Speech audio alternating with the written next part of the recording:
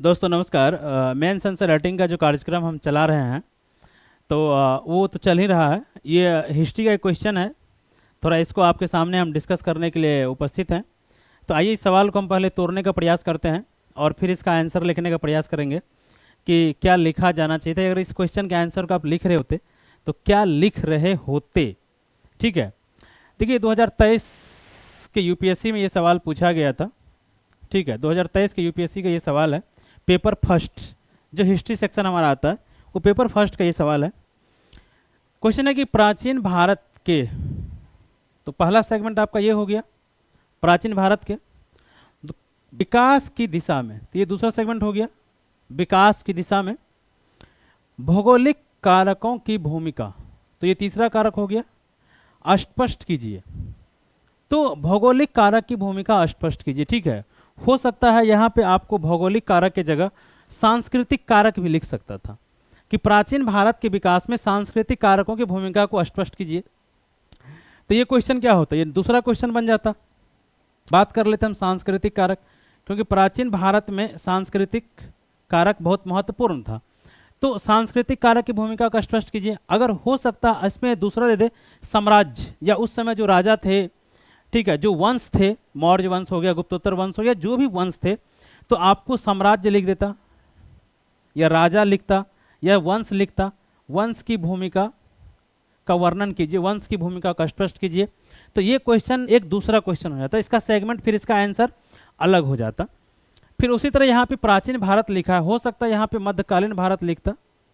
ठीक है, मध्यकालीन भारत, तो मध्यकालीन भारत, अब देखिए यहाँ पे कम से कम कितना क्वेश्चन बन गया है कि मध्यकालीन भारत के विकास की दिशा में भौगोलिक कारकों की भूमिका का स्पष्ट। पहला क्वेश्चन ये हो गया। दूसरा क्वेश्चन मध्यकालीन भारत के विकास की दिशा में सांस्कृतिक कारकों की भूमिका का स्पष्ट कीजिए। ठीक है, मध्यकालीन भारत के विकास की दिशा में साम्राज्यिक शक्तियों की भूमिका का स्पष्ट कीजिए। जो तो मध्यकालीन भारत अगर हम देखें तो वहाँ पे दिल्ली सल्तनत और मुगल का एक व्यापक टाइम पीरियड होता है।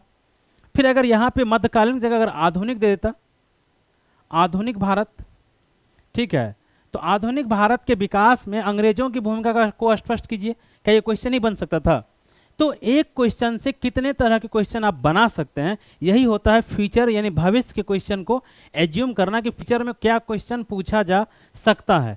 ठीक है, आधुनिक, यहाँ आधुनिक प्राचीन मध्यकालीन हटा के सिर्फ भारत लिख देता, सिर्फ भारत, कि भारत के विकास की दिशा में भौगोलिक कारकों की भूमिका या विवेचना कीजिए, स्पष्ट कीजिए। कोई भी टेल वर्ड लगाए तो वहां पर स्पष्ट कीजिए लिखा हुआ है, वहां पर लिखता विवेचना कीजिए। ठीक है, तो कोई भी शब्द आ सकता था। तो उम्मीद करते कि इस क्वेश्चन को आप पूरी तरह से समझ गए होंगे। और फिर से हम बता दें, क्वेश्चन का इंटेंट कभी चेंज नहीं होता, क्वेश्चन का सिर्फ कंटेंट चेंज होता है। यदि यहाँ पे आप अलग अलग मध्यकालीन लिखेंगे तो क्या होगा, आपका एग्जाम्पल बदल जाएगा। ठीक है, तो सिर्फ एग्जाम्पल बदलता है, तो ये दैट मीन्स कंटेंट बदलता है। तो फिर से हम बता दें कि यूपीएससी, यूपीपीसीएस या बीपीएससी मेंस आंसर राइटिंग में यदि आपको कोई भी समस्या हो तो आप हमारे दिए गए नंबर पर हमसे संपर्क कर सकते हैं। ऑनलाइन या ऑफलाइन मोड में आप हमसे जुड़ सकते हैं और फर्जी मॉडल उत्तर से आप सावधान रहेंगे। डिस्कशन डिबेट के द्वारा आप आंसर लिखने का प्रयास करें और सीखने का प्रयास करें, तभी आप एक बेहतर आंसर लिख पाएंगे। और फर्जी मॉडल उत्तर के भरोसे आप रहेंगे तो इसका खामियाजा आपको भुगतना पड़ सकता है। ये हमारा प्रयास, यदि आपको अच्छा लगता है तो आप चैनल को सब्सक्राइब करें, वीडियो को लाइक करें। आइए अब इस क्वेश्चन की भूमिका हम देखते हैं कि इस क्वेश्चन अगर लिख रहे होते अब तो भूमिका में क्या लिखते। थोड़ा स्पेस हम ले लें कि भूमिका में हम क्या लिख रहे होते। आइए तो हम बनाते हैं पार्ट यहां पे भूमिका। ठीक है, भूमिका, तो भूमिका में क्या लिखते ये बताइए।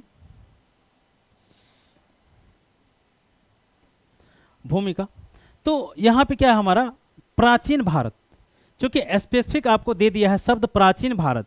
तो यदि ये क्वेश्चन आपको प्राचीन भारत के संदर्भ में ही लिखना पड़ेगा, आप यहाँ पे मध्यकालीन भारत से पॉइंट नहीं ले सकते हैं।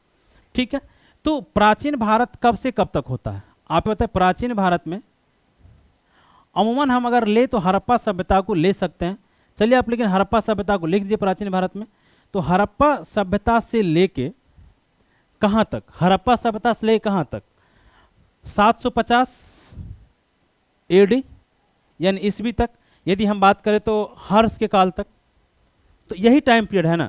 अब ये बताइए इस टाइम पीरियड के अंतर्गत, ठीक है, इस टाइम पीरियड में जो भी शासक रहा है, जो भी शासक रहा है, चाहे वो आप वैदिक काल की बात, हड़प्पा सभ्यता की बात करें, हड़प्पा सभ्यता के बाद आप वैदिक काल की बात करें, यदि हम नेक्स्ट पेज लें तो कितने शासक रहे आप? हड़प्पा सभ्यता की हम बात कर सकते हैं, इसके बाद हम किसका, वैदिक काल की बात कर सकते हैं, ठीक है। वैदिक काल के बाद हम क्या कर सकते हैं, उत्तर वैदिक की बात कर सकते हैं। ठीक इसी तरीका से जितने भी वंश है, जनपद आ गया, मौर्य वंश आ गया, गुप्त वंश, फिर गुप्तोत्तर वंश आ गया, तो इनके विकास में किसकी भूमिका, भौगोलिक कारक की भूमिका। तो हम इस तरीका से भूमिका लिखें, भूमिका की प्राचीन काल से हमारा तात्पर्य है कि, प्राचीन काल से हमारा तात्पर्य है कि, ठीक है, हड़प्पा सभ्यता से लेकर 750 ईस्वी तक के सभ्यताओं के विकास से या भारत के विकास से, ठीक है। मतलब प्राचीन भारत से हमारा तात्पर्य है कि हड़प्पा सभ्यता से लेके 750 ईस्वी तक के भारत के विकास से संबंधित है, ठीक है। जिनमें वर्तमान भारत के, अब देखिए वर्तमान भारत के कौन कौन से राज्य आते हैं, तो वर्तमान भारत के आप लिख दीजिए जम्मू कश्मीर, पंजाब, बिहार, उत्तर प्रदेश। क्योंकि अन्य जो भी, जैसे आप मौर्य वंश देखेंगे तो पूरी की पूरी बिहार में थी, उत्तर प्रदेश तो इसी इलाके में था ना, वो गुप्तोत्तर वंश भी वहीं पाया था, हर्ष भी वहीं पे चला था, तो अधिकांश वंश जो है इसी प्रदेश में विकसित हुआ था। तो आप उन प्रदेशों का नाम लिख दीजिए कि साथ ही जिसका संबंध इन प्रदेशों से है। और एक छोटा सा आप मैप बना दीजिए भारत का, अपना प्यारा भारत, एक मैप बनाइए यहाँ पे, ठीक है, एक प्यारा सा भारत का मैप बनाइए और यहाँ पर आप लिख दीजिए क्या, हमारा ये था हमारा प्राचीन भारत का विकास। आपने ये लिख दिया कि प्राचीन भारत से हमारा तात्पर्य हड़प्पा सभ्यता से लेकर 750 ईस्वी तक के भारत के विकास से संबंधित है, जिसमें वर्तमान भारत के उत्तर प्रदेश, बिहार, जम्मू कश्मीर, पंजाब, गुजरात, राजस्थान आदि प्रदेश या राज्य सम्मिलित हैं या क्षेत्र सम्मिलित हैं।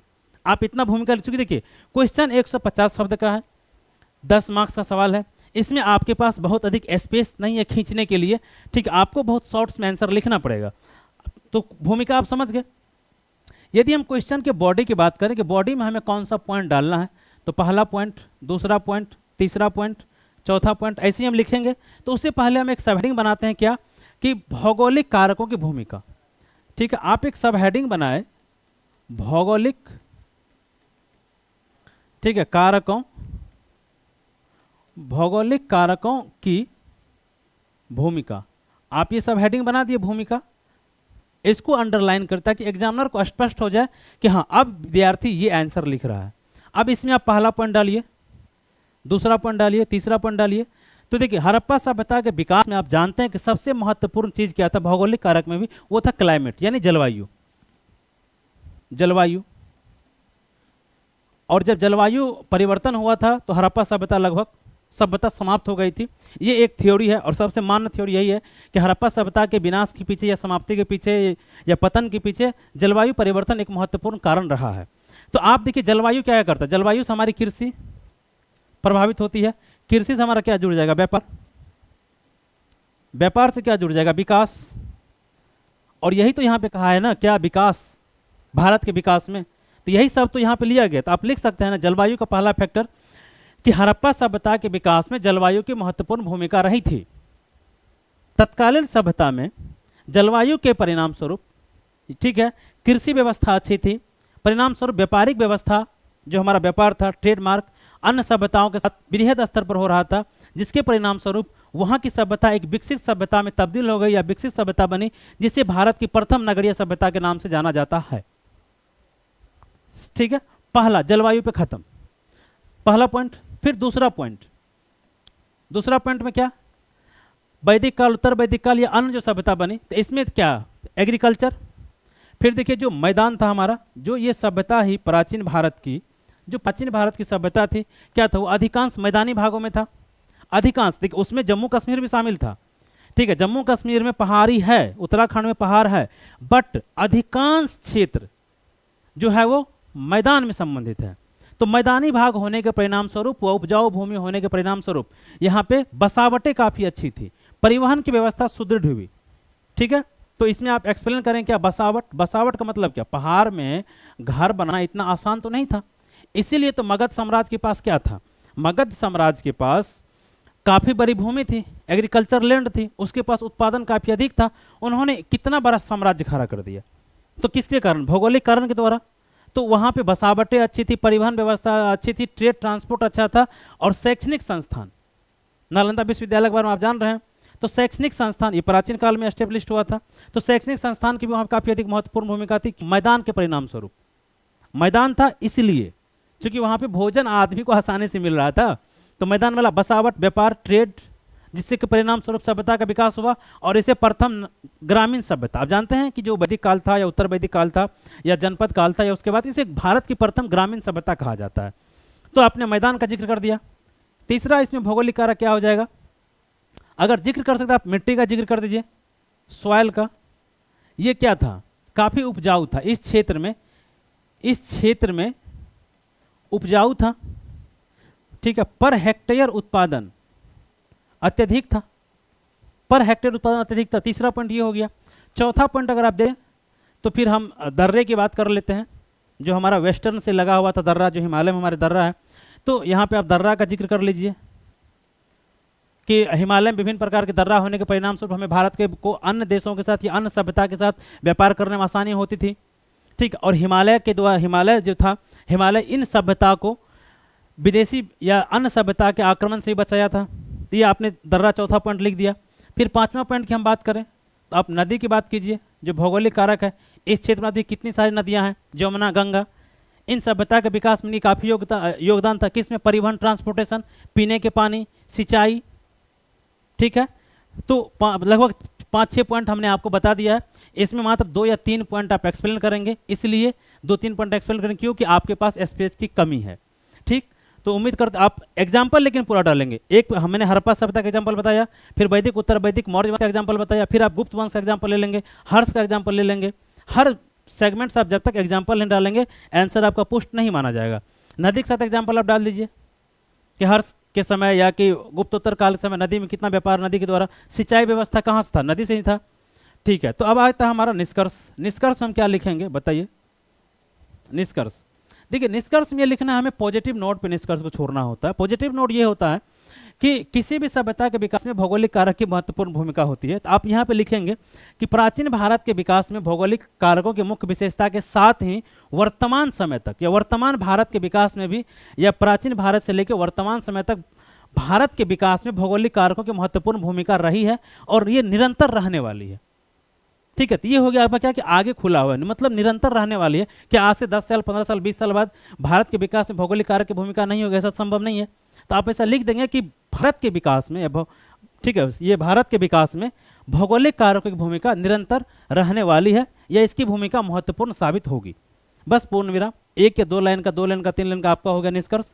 चूंकि स्पेस कम है, 10 मार्क्स का सवाल है, 150 शब्द। तो उम्मीद करते हैं आप इस प्रश्न को समझ गए होंगे। और फिर से हम बता दें कि यदि मेंस आंसर राइटिंग में आपको कोई प्रॉब्लम हो तो आप हमारे दिए गए नंबर पर हमसे संपर्क कर सकते हैं, ठीक है।